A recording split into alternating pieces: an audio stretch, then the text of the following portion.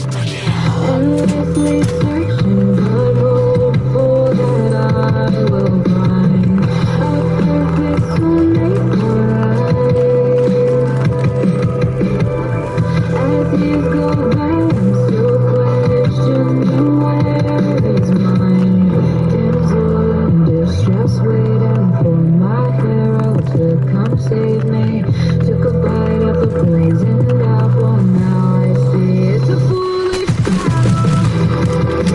Maybe I'm naive. I need some juice soon.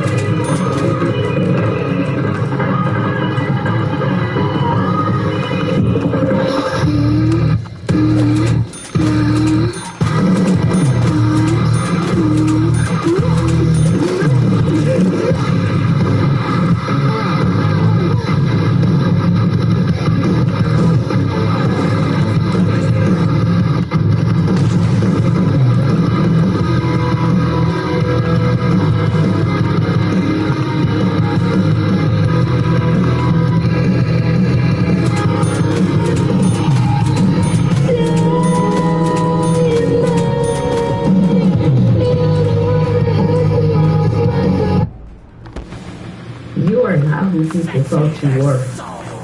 People had a certain Bring on the dogs. vibe about you. They thought you was a certain way. They thought you was going to be at the bottom forever. They thought you was never going to measure up to anything. But you are proving people wrong about you. Everybody that doubted you, everybody that neglected you and rolled you off, they now have to eat their words about you as a person.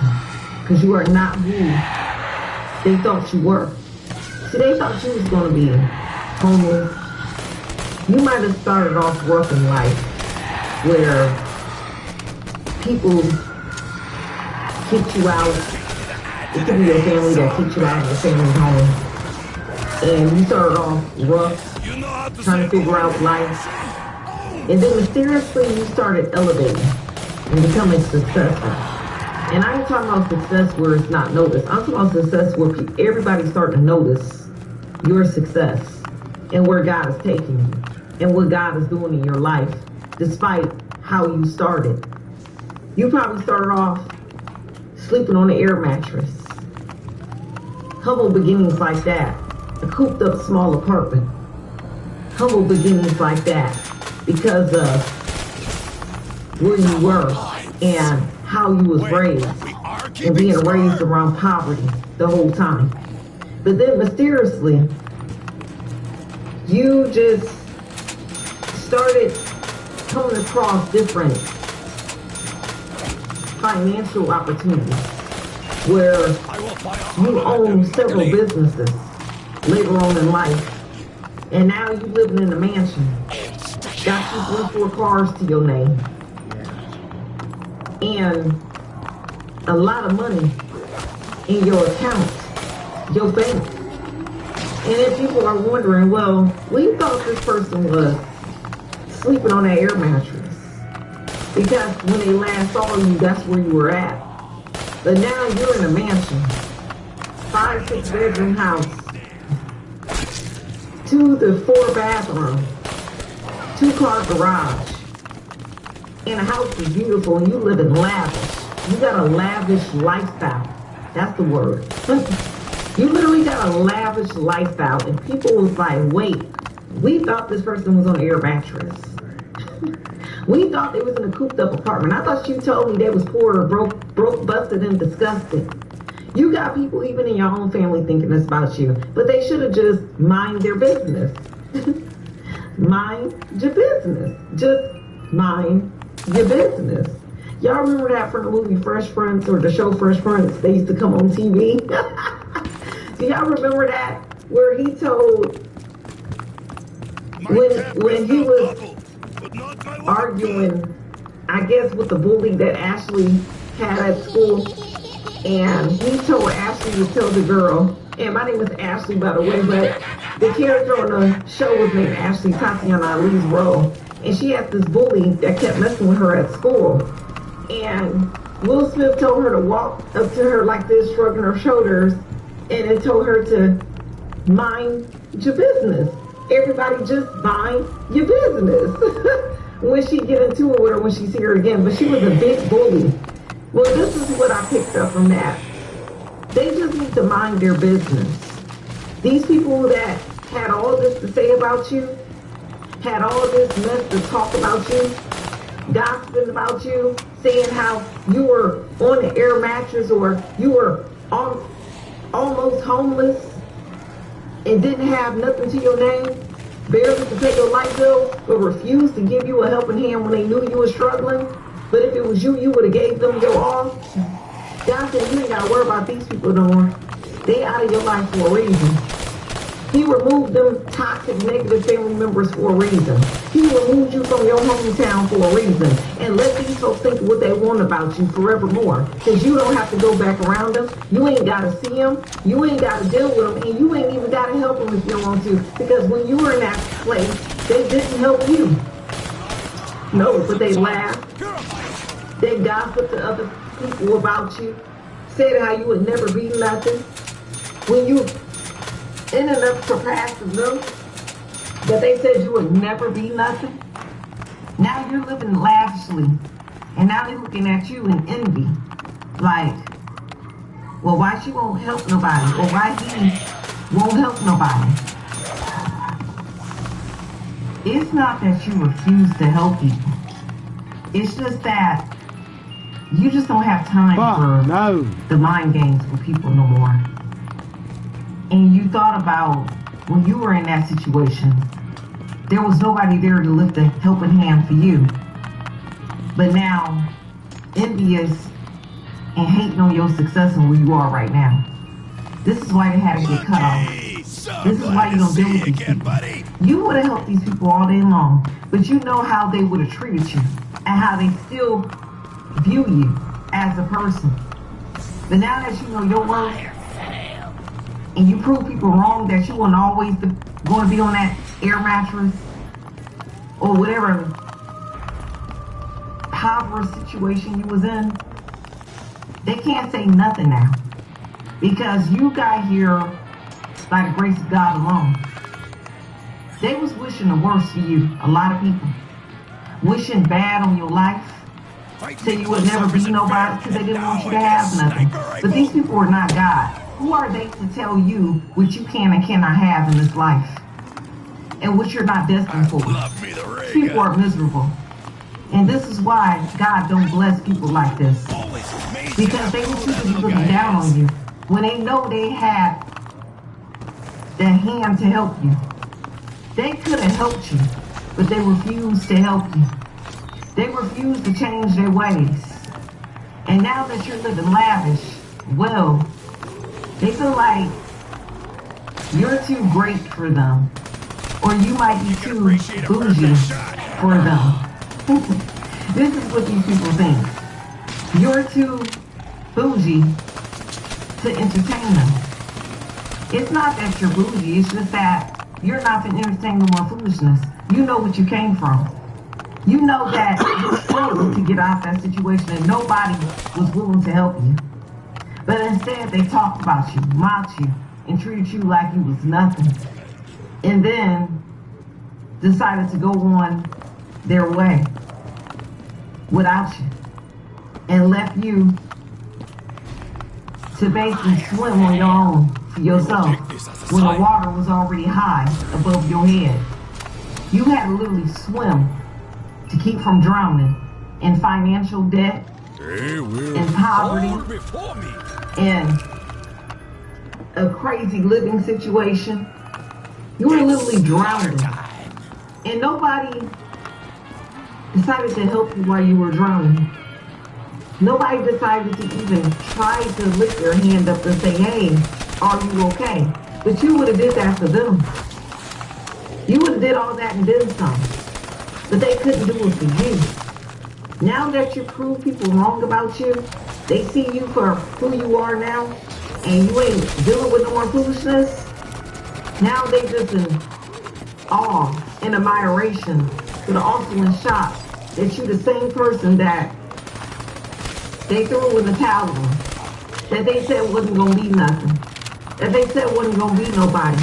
You are the same person that passed them up with your level of success. You that same person they look down on, and now you're in a greater place. You done moved away from your hometown. You done left that job that was barely paying you. And you started your own business. Now you're running several businesses, several companies, where you can afford your lavish lifestyle. You give to charity. You live well, and you're happy. You're literally happy. And people just don't understand. People don't understand what you had to go through to get out that place you were once in. They don't understand the hell that you had to go through to get to your heaven today. You are literally in heaven today compared to where you were before when these people last saw you. Now you're in heaven. You're living in heaven. You talk like you in heaven. You literally embodying angelic energy in front of a lot of people. And they don't recognize you. Your own family don't recognize you no more. You don't even give them the time of the day because you know that they still the same than how they were. And you're the one changing and elevating for the better. So you refuse to give your time and energy to things and situations that's not for your better good. People are shocked that you are where you are today. You best believe it. They didn't think you was going to be where you are today because they thought so low about you. They thought the worst of you, a lot of people. But you proved them wrong. You proved them wrong by getting to your success. And that was your revenge. Your revenge was your success, despite your shortcomings and what you had to go through to get there. That was your revenge. And obviously people gotta shut their mouth about you. Matter of fact, they gotta keep their mouth, keep your name out their mouth. That's what they gotta do. God is making them keep your name out their mouth. Because every time they put your name in their mouth, they look up, you're doing something greater. They look back up, you're doing something better than before. Then when they look back up again, you're even in a better place than before. And they still stuck in the same spot. Yeah, they gotta be forced to shut their mouths this season about you. And I know these people wouldn't. They weren't expecting that. But yeah, they gotta shut their mouths about you this season. You done proved them wrong. You ain't got nothing to prove because your lifestyle and your lavish lifestyle where you living now is proving these people that once saw you on that air mattress or in that impoverished living situation with that small two-step apartment, or better yet, if you was living in your car. If it ain't an apartment, you probably was living in your car. Not even on an air mattress. You were just in your car sleeping because you ain't have nowhere to go. And they laughed and mocked you. Now they see you doing well, see you doing great for yourself, see you in that house, that big beautiful house that you go home to in peace, and ain't nobody disturbing your peace. And you go home happy and well to it. These same people are just tripping out. They tripping out about where you are in your success right now after they wrote you off and made fun of you from your living situation before. You keep proving these people wrong by keep being successful. And not only being successful, but keeping God as your number one source in your life. Look to God for everything. Look to the Heavenly Father for everything. And live righteous. And you're going to shut their mouths forevermore because God won't allow them to keep putting their mouth on a royal person like you ever again. And that's the message I got for a royal one. If you reach the end of this video, it's meant for you to hear this. And until next time. Oh, if you like to donate to my GoFundMe, I will put the link in the description box below this video. Or if this message is a blessing to you and you want to sow a seed, I will put my Cash App and Zelle links in the description box below. And until next time, shalom.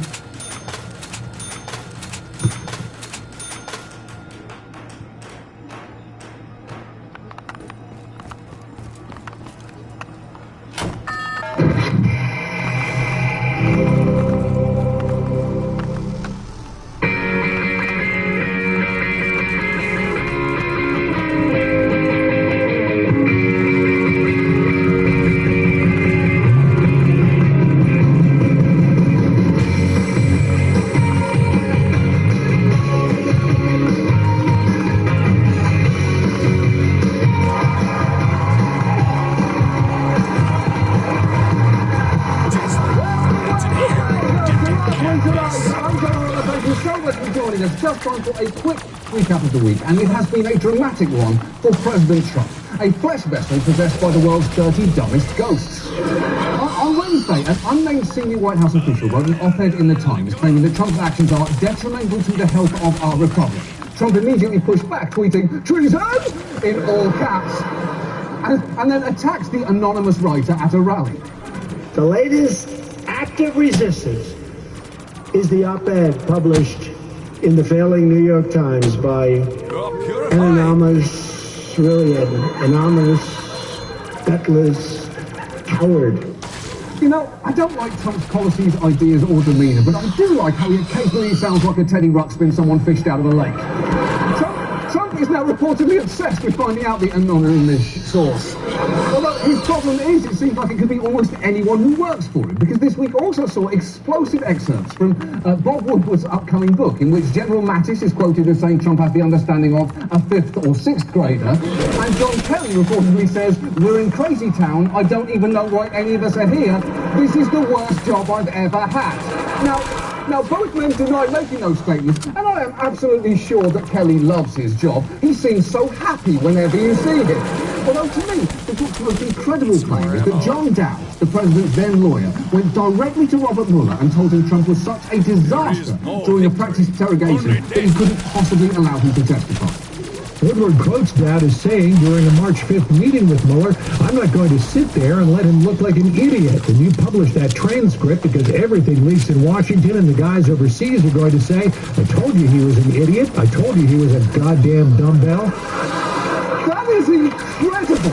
That is the president's own lawyer telling a prosecutor, that his client will be so stupid under questioning it will be a genuine national security concern. Well, Dowd also denied those comments. Let's just appreciate for a moment how charming it is to call anyone a goddamn dumbbell.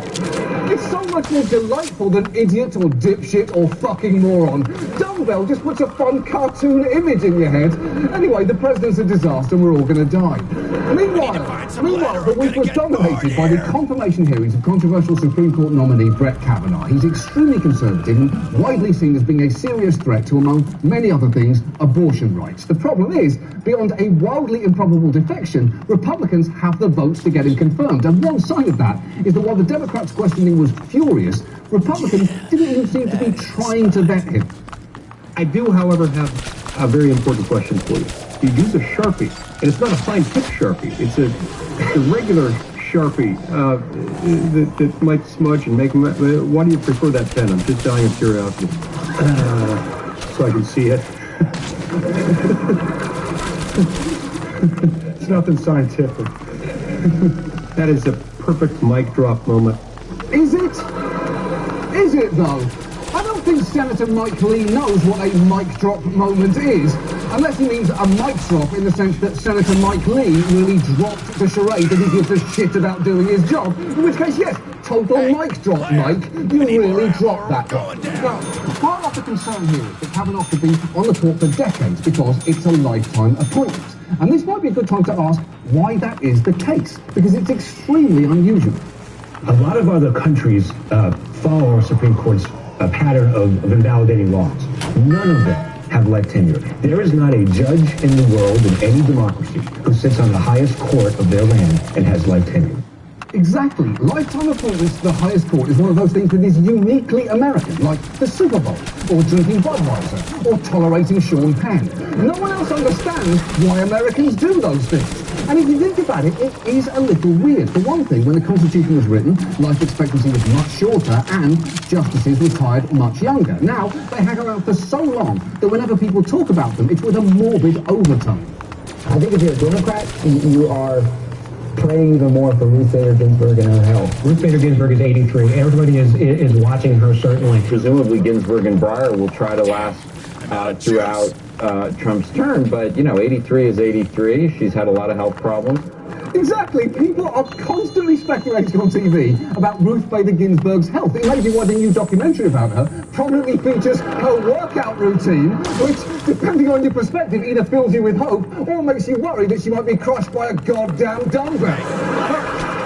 Her personal trainer even wrote a book called the RBG Workout. And look, you might laugh at that idea, but I've actually tried it, and do I or do I not have the muscle tone of a bird-like elderly woman? Exactly, the program works. And look, there are lots of proposals for how term limits could work. Under one, justices would serve 18-year terms, and they'd be spaced out so that each presidential term would be guaranteed 2 picks. That kind of makes sense. And interestingly, the arguments against it are pretty weak. Some claim this would politicise judicial appointments, a ship that I would argue has emphatically sailed at this point. Others argue that justices accrue wisdom with experience, and while that can be true, you also run the risk of them staying past the point they can mentally do their job. And that has happened, as one former clerk explained. The term I clerked, which was the last term of Chief Justice Berger, I think 6 of the justices were in their 80s. And I will tell you, they were not all there. And it was not that the law clerks stepped in and we did what we wanted. We didn't, in a way that might have almost been better. What we did is we would extrapolate from their past opinions where we thought they would want to go. Now, just think about what he's saying there. Law clerks were reverse engineering decisions based on justices' past rulings. That is not good. You don't want hospital interns saying to a patient, listen, the doctor's a little out of it today, but the last time someone came in here, he amputated their arm, so let's just go with that, shall we? And look, some argue that this would just be too difficult, as it may require a constitutional amendment. But over 60% of voters favour term limits, including 2/3 of Democrats and 58% of Republicans. And I know that amending the Constitution is hard. It is supposed to be hard. But that doesn't mean that it can't be done. You know, a long time ago, everyone told a certain British author that a story about a dorky little boy with glasses going to wizard school would never work. But those people were wrong, because that British author's name was John fucking Oliver. That's right. That's right. The Adventures of Johnny Abracadabra, the pale wizard boy who likes to stay inside and read, is going to take the world by storm any minute now once I've ironed out some legal issues we have. The point is, seeing as most of Americans want Supreme Court term limits, let's just collectively Johnny Abracadabra this shit and put them in place once and for all, if only so that history doesn't look back at us like a bunch of goddamn dumbbells. And now, this. And now, a salute to Summer Festival. The annual Floribama Interstate Mullet Toss has returned. Thousands will be flocking to the weekend party, where you get a chance to throw a dead fish across the state line. It's day 3 of the Shrimp and Petroleum Festival in Morgan City. The Humongous Fungus Festival is back in Crystal Falls. I'm here at the 48th Annual Possum Fest with my friend Petey. 21st Annual Coffin Races. The 16th Annual Frozen Dead Guy Days. 44th Annual Cow Chip Festival. This is the annual Moon Amtrak Day. The annual Chitlin Strut. The annual Testicle Festival. Annual Roadkill Cook-Off. National Hollering Contest. That's still going on right now. It's Austin's very weird way of showing our love for the nocturnal creatures. We're going to make sure people understand they're not a scary creature. They are important. If they wouldn't have developed, there were so many things in this world we would not know. Moving on. Our main story tonight concerns voting. For adults, one of the few remaining activities which you still get is sticker. The midterm elections are just 2 months away, when every citizen of voting age will have their chance to be heard, even this guy. Name is the category, and Vanna, when you're ready. Edgar. Fish love? Fish love? Sorry, Edgar, but the category was thing, so the answer we were looking for was fish lube. It's the thing you use when you want to fuck a fish. Fish lube. Better luck next time, Edgar. The fact is, while that fish fucker may be able to cast a vote, a surprisingly large amount of people are barred from doing so. It's estimated that more than 6 million Americans are barred from voting because of felony disenfranchisement laws. It's true. 6 million people are unable to vote because at some point in their life they committed a felony. That is a lot. For perspective, that's like if we took all the people who bought a copy of Robin Thicke's divorce opera Paula and then added almost 6 million more people. And look, if anyone is thinking at this point, God, who really gives a shit if convicted felons can't vote? You frankly wouldn't be alone. They committed crimes. Are they the best people to judge some of these laws that have been passed? Would we rather live in a society where there are no consequences for our actions? I just think that they've done something wrong, so I don't really think they should be allowed to be voting and our president and stuff like that. Oh, you don't, do you? You think if someone makes a mistake, it should follow them for the rest of their life, whether they were convicted of marijuana possession or went to brunch dressed like a TJ Maxx Janis Joplin. I get it. But the fact here is, many lawmakers actually agree with her. Here is Mitch McConnell arguing that keeping felons from voting is a public safety issue. We're talking about rapists, murderers, robbers, and even terrorists or spies. Do we want to see convicted terrorists who seek to destroy this country voting in elections? Okay, first, terrorists are not voting, are they? They're all about making giant violent points to get everyone's attention, not lining up in a public school gymnasium to write in ISIS for the school board. And second, the most recent analysis found only 18% of felony convictions were for violent crimes of any sort, meaning the vast majority were for non-violent offences like property or drug crimes. And for those who have served their sentence but are still unable to vote, this situation is understandably frustrating. At what point do we break the cycle? At what point are we able to say, hey, you know what? I am citizen enough. You want me to work. You want me to pay taxes. You want me to make sure I take care of my family. But yet I can't vote. So am I a citizen or am I not a citizen? Yeah, he's got a point, because that man is suffering taxation without representation. And historically, that's been a bit of a sticking point for America. I'm pretty sure I learned about that in school. Something about the American savages threw tea into the water without even having the common decency to add a splash of milk. So tonight, let's look at felony disenfranchisement, and one state in particular, because these 6 million disenfranchised voters are not evenly distributed around the country. In most states, people with felony convictions automatically regain their voting rights at some point, but there are a few where they do not. And the worst state of all concerning this, and arguably everything else, is Florida. Around 1.5 million of its citizens, nearly 10% of its adult population, have completed sentences for felony convictions but still can't vote. And given the iniquities of our justice system, that burden is disproportionately felt by African Americans, because in Florida, over 1 in 5 black adults cannot vote. That is staggering. It may be the dumbest thing about Florida, which is frankly impressive considering stories like these.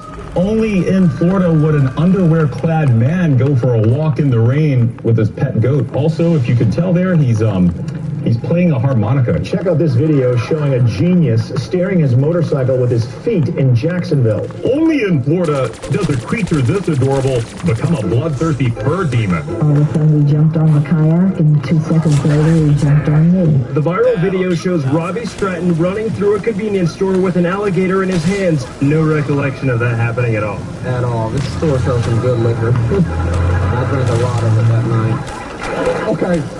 Everything about that guy is absolutely fascinating, but I think what's most interesting is the fact that he was drunk at the store where he bought the liquor. So, did he buy the liquor, leave, drink it, fetch an alligator, and then return to the same store? Did he drink the liquor at the store, at which point an alligator walked in? Or did he get drunk and then meet a sober alligator who was having a bad day, wanted to have a couple of drinks, and the guy said, I know just the place, alligator. I don't know. The point is, it's Florida. All options are equally plausible. Here's the thing. The fact is, Florida is the disenfranchisement capital of America. So how did that happen? Well, for starters, a post-Civil War change to their constitution stripped all convicted felons of their voting rights for life. And while Florida's governor can restore those rights, the current one, Rick Scott, sitting here auditioning for the role of Happy Pencil in All My Nightmares, he has made this process much more difficult. Because while the governor before him made regaining voting rights close to automatic for many non-violent offences, Scott implemented a system where you have to wait 5 to 7 years just to apply to get your vote back, then submit an application, then wait more, then, in many cases, have to travel to Tallahassee, which no one should ever have to do under any circumstances, to argue your case in person. These obstacles are ridiculous and unnecessary, and this is how Scott justifies it. Look, if you are a convicted felon, part of what you did is you lost your rights. And so you ought to, there ought to be a process that you're going to get those rights back. And I think it's fair to the rest of the citizens of the state, and they'll see a process that they know will work. Right, except there is a process for paying your debt to society and getting your rights back. It's called serving your fucking sentence. You're just tagging shit on at the end. It's like someone finishing a triathlon, only for Scott to then say, no, it's a quadathon, now you have to learn Mandarin. It doesn't really seem fair. And it's honestly worth taking a look at this process because it's absolutely insane. Applications are judged by a clemency board made up of Rick Scott and members of his cabinet, seen here looking like the only local news team that you somehow know aren't fucking each other. And if you do end up in front of them, you're given 10 minutes to prove that you have turned your life around. They then question you before making a decision that seems completely arbitrary, and it seems that way because it is. Scott begins meetings by making that painfully clear. This is a board of clemency. Okay? There's no law we're following. The law has already been followed by the judges. So we get to make our decisions based on our own beliefs. There's no standards. Each of us have the right opportunity to make a decision based on what we believe. This is a court of mercy. It's not a court. There's no, if you walk up and say, I deserve something, that's not how this works. There's absolutely no standards. So we can make any decisions we want. You know, I'm sure that's true. It's just weird to hear it said out loud. In the same way that it would be weird to hear the CEO of Kraft say, we don't actually know what Velveeta is. It fell from space in the 1950s and it's been spawning in the lab ever since. Before we package it, we take out the teeth and eyes, but we're starting to think it might make it angry. And look, because there are no formal standards, the committee can decide what's important and can focus on things as petty as moving violations. What we're trying to figure out is that have people change their lives, right? Right. So getting traffic tickets all the time. If you sit up here, your first reaction is, well, do they really respect the law, right? Right. I mean, that might be your first reaction. To be honest, my first reaction is why are Rick Scott's glasses not near the eyes part of his head? And how have they not fallen off his nose by now? And look, it is not just your driving record under scrutiny. Your personal life is very much on the table. And one board member, Florida CFO Jimmy Petronis, seems to have a specific idea of where that personal life should be conducted, because there is one question that he asks a lot. Y'all go to church? Y'all go to church? Y'all go to church together? Ma'am, where y'all go to church? You go to church and go to church? Do you go to church? Now, if the answer to that question is important, that is fucked up. And if it's not, why are you constantly asking it? Either you are factoring religious habits into your evaluation of whether someone should be able to vote, or you're making a list of people's houses that would be easy to rob on a Sunday morning, and neither is a good use of the panel's time. And once you jump through all of these hoops, your fate is in the hands of a panel who do not have to explain their reasoning to you. Just watch Leon Dukes. He had served time for robbery and drug convictions, but had been clean for 8 years and was running a drug rehab program when he made his case to the board in 2011. Rick Scott actually commended him for the progress that he'd made, and then said this. So at this point, I'm going to deny restoration of civil rights. Can I ask you a question? Sure. How long is that? I'm not sure. I think every case is different. Well, what should I do with my life then? If I'm doing everything I'm supposed to do, and I'm trying and I'm making sure that I do the right thing I'm supposed to do, then how long am I supposed to wait? I couldn't tell you that answer, but if today I don't feel comfortable doing it. Okay, thank you, sir. And that was it. He refused to restore someone's civil rights without demonstrating much more of a reason than, I don't know, I guess I'm just not feeling it right now. And the thing is, even if this process was perfect, which it is not, it can't handle the volume. The panel only meets 4 times a year, and there are too many cases for them to review. Also, while Scott's predecessor restored the voting rights of over 155,000 people in his 4-year term, Scott is